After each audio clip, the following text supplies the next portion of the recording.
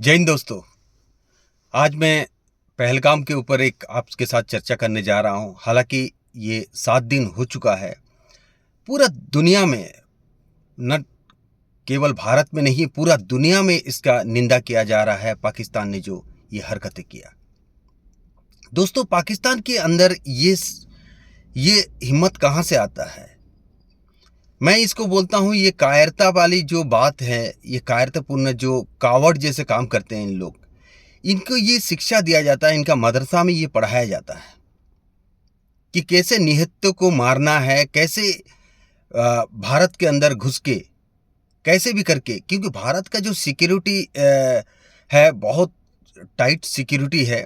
फिर भी कहीं ना कहीं देखिए, जम्मू एंड कश्मीर, जो पहलगाम का जो ये हादसा हुआ, जम्मू एंड कश्मीर एक वैली है। उसका जो टेरियन है बहुत ऊबड़ खाबड़ है, पहाड़ है, जंगल है। तो एंटायर थ्रू आउट अगर इतिहास देखते हो तो जम्मू एंड कश्मीर में सबसे ज़्यादा आतंकवादी का जो घटना हुआ है, वो इसका एक डिसएडवांटेज है, इसका जो टेरियन है।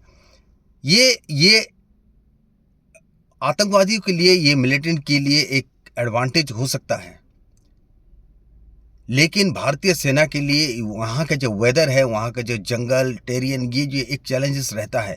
इसके लिए भारतीय सेना जो है ना, आए दिन ट्रेनिंग करता है और सक्षम होने की कोशिश करता है और सक्षम बनता है। चलो दोस्तों, जो 26 टूरिस्ट का जो जान गया है, जो बेरहमी से 5 से 7 आतंकवादी आके उनको मारा, पूरा दुनिया उसको खंडन कर रहा है। तो पूरा दुनिया में पाकिस्तान की बदनामी हो रही है। लेकिन पाकिस्तान एक ऐसा जानवर है कि उसको कितना भी समझाओ और कितना भी उसको कोशिश करो रास्ते में लाने के लिए, वो कभी सुधरता नहीं है।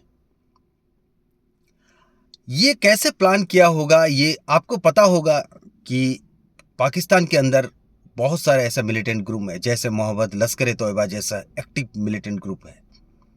वो सिर्फ भारत के अंदर आके एंटी सोशल एलिमेंट्स को जन्म देते हैं और वो भारत के अंदर कुछ ना कुछ गलत कार्रवाई करते हैं, जो मानव के लिए, जो ह्यूमैनिटी के लिए बहुत ही अपराध है। अगर आपको सही में युद्ध करना है, आमने सामने आओ भाई। भारतीय सेना जो है ना, इंडियन डिफेंस जो है ना, आपको चींटी जैसा मसल देगा। लेकिन आपके अंदर ये हिम्मत नहीं है कि आके भारत के अंदर आमने सामने के युद्ध करो।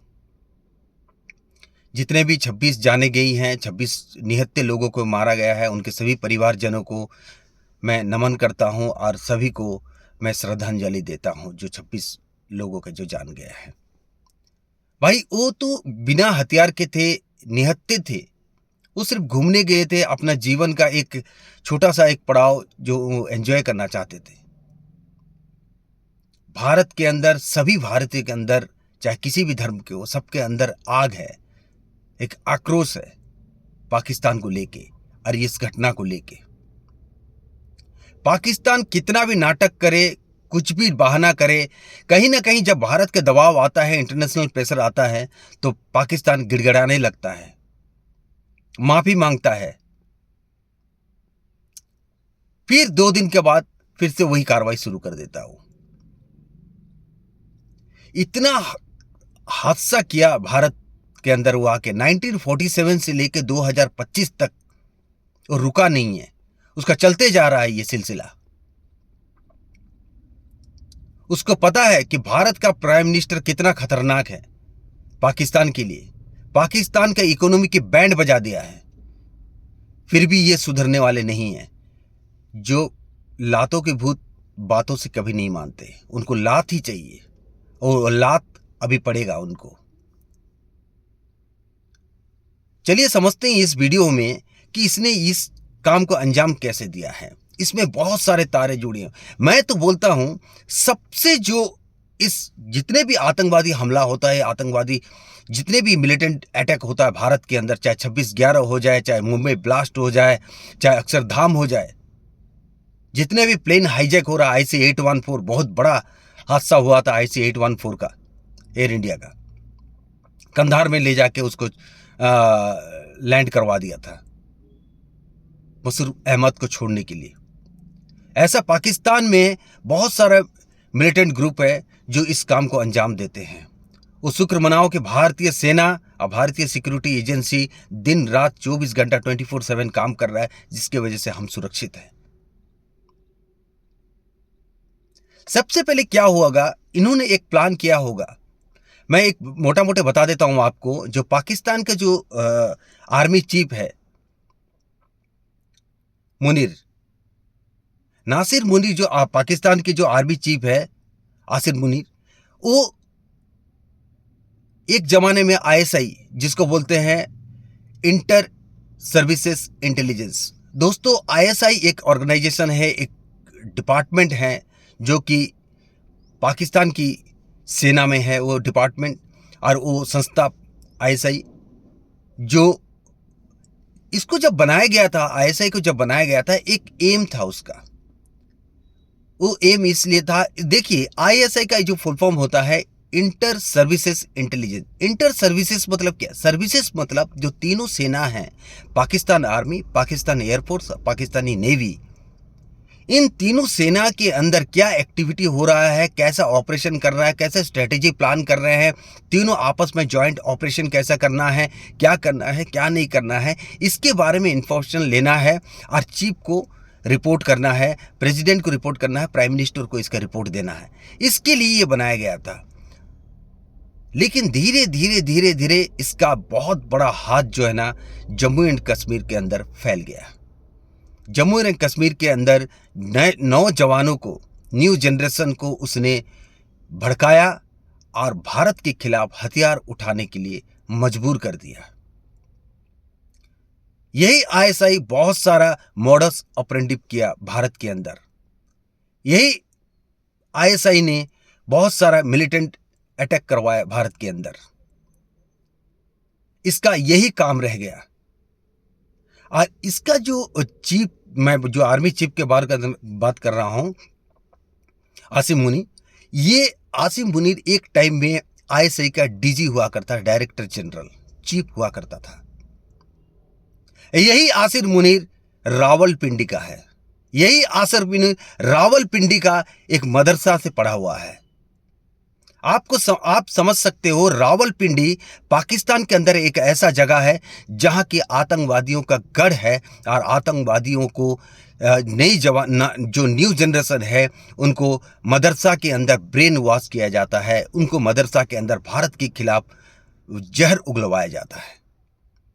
उनका ब्रेन के अंदर यह भर दिया जाता है कि ये हिंदुस्तान है, हिंदुस्तान के नाम से जाना जाता है। भारत के नाम से नहीं जाना जाता है। उनको भारत को हमेशा हिंदुस्तान बोलते हैं। हिंदुस्तान मतलब जहां पर हिंदू रहते हैं।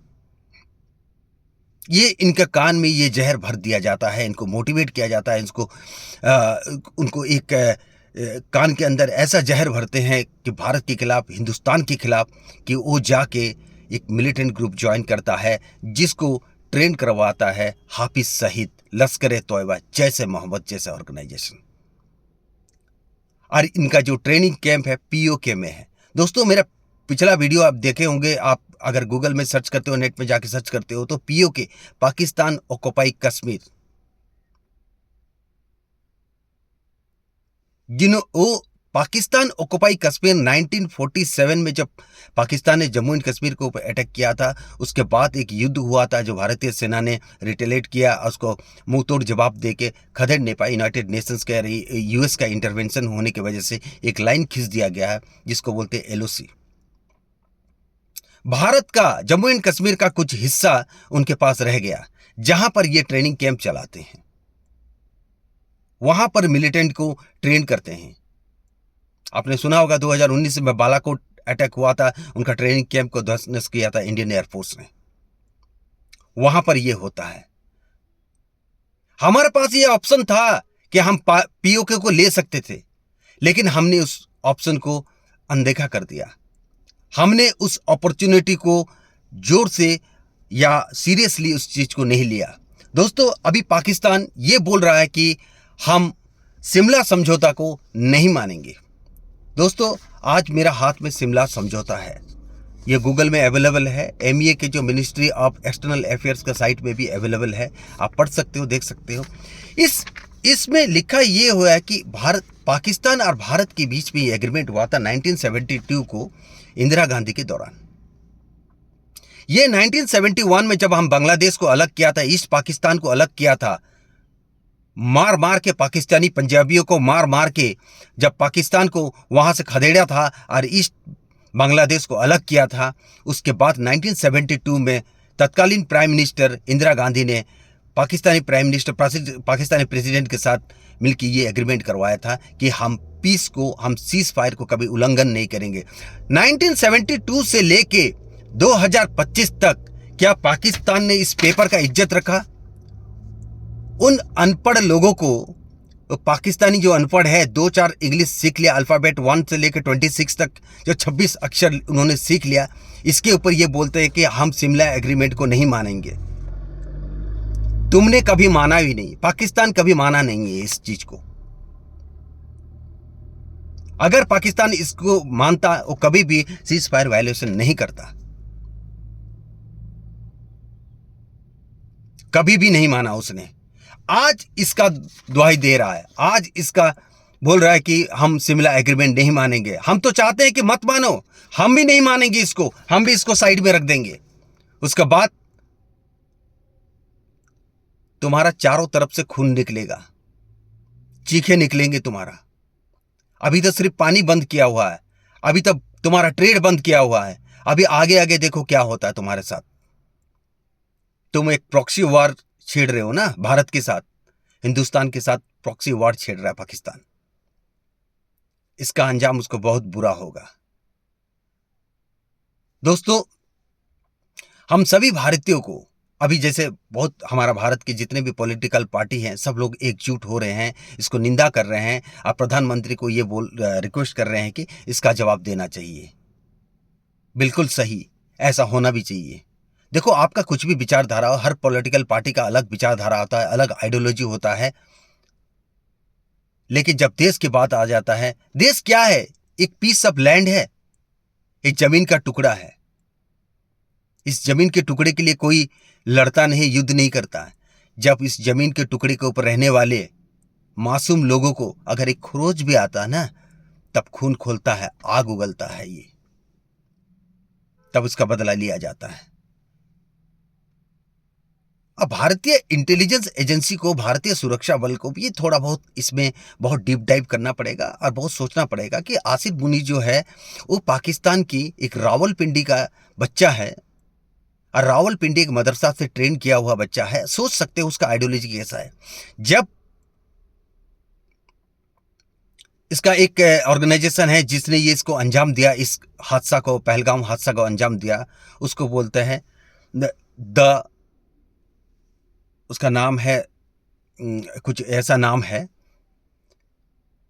कि वो जाके हाफिज सईद को ये डेटा देता है कि हम पहलगाम में अटैक करने वाले हैं। हाफिज सईद जाके आईएसआई को बताता है, आईएसआई का जो चीफ है आसिफ मुनीर को बताता है, आसिफ मुनीर इसको परमिशन दे देता है, जाके करो।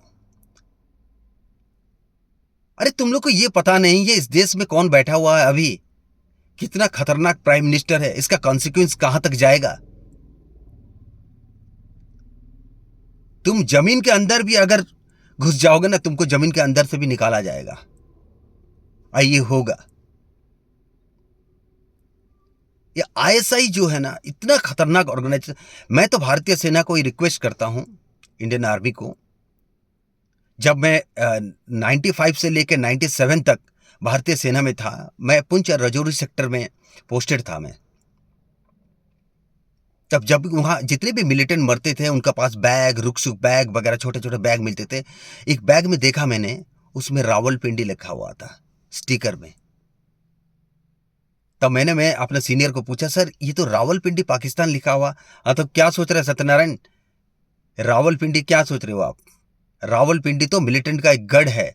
पाकिस्तान आर्मी वहाँ उन लोगों को बलगौराता है और उनको जहर उगलने के लिए जहर उनका कान में भरता है, ताकि वो जाके जम्मू एंड कश्मीर में आके भारतीय सेना के ऊपर, पैरामिलिट्री के ऊपर और आम आदमी के ऊपर वो अटैक लॉन्च करें।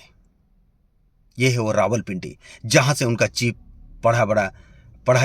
पढ़ लिख के बड़ा हुआ। क्या पढ़ लिख के बड़ा आर्मी चीफ बना? एक मदरसा छाप, जो पाकिस्तानी मदरसा छाप को एक आर्मी चीफ जो कंट्री बनाता है, आप सोचो उस देश का क्या आइडियोलॉजी होगा, कैसा विचारधारा होगा। अभी हमारा सिक्योरिटी एजेंसी, इंटेलिजेंस, रॉ, सब लोग इसके पीछे पड़े हुए हैं और इसको जल्दी से जल्दी ये डेटा कलेक्ट करके कुछ ना कुछ तो एक्शन होगा। देखो, डिफेंस का, मिलिट्री का कोई भी एक्शन प्लान, स्ट्रेटेजी जो होता है वो सीक्रेट रहता है, किसी को पता नहीं चलता, मीडिया को भी नहीं पता चलता।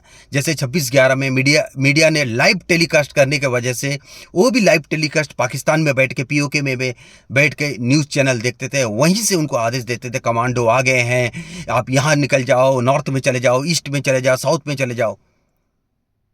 तो ताज के अंदर जब अटैक हुआ था, ये पूरा डेटा देते थे। इसीलिए मिलिट्री का जो भी ऑपरेशन है वो सीक्रेट होना चाहिए, होता भी है, और इसको किसी दुश्मन को पता नहीं चलना चाहिए, किसी भी मीडिया को पता नहीं चलना चाहिए। इसका जवाब हम जरूर देंगे। रही बात ये एग्रीमेंट की, ये एग्रीमेंट हम भी नहीं मान रहे हैं, तुमने कभी माना नहीं है, हम भी इस बार इस एग्रीमेंट को नहीं मानेंगे। भारत एक डेमोक्रेटिक कंट्री है, सेकुलर विथ डेमोक्रेटी है। तो डेमोक्रेटिक कंट्री में क्या होता है ना, सब कुछ संवैधानिक तौर पे होता है, सब कुछ मानते हैं, कागज़ का लिखाई हो जाए, पढ़े लिखे लोग होते हैं, हम लोग इंटेलेक्चुअल लोग होते हैं, तो हम समझते हैं इस चीज़ को, रिस्पेक्ट करते हैं, इसको मानते हैं। तुम अगर नहीं मानते हो तो मत मानो, इसका जवाब हम जरूर देंगे। दोस्तों, तब तक के लिए जय हिंद, जय भारत, वंदे मातरम।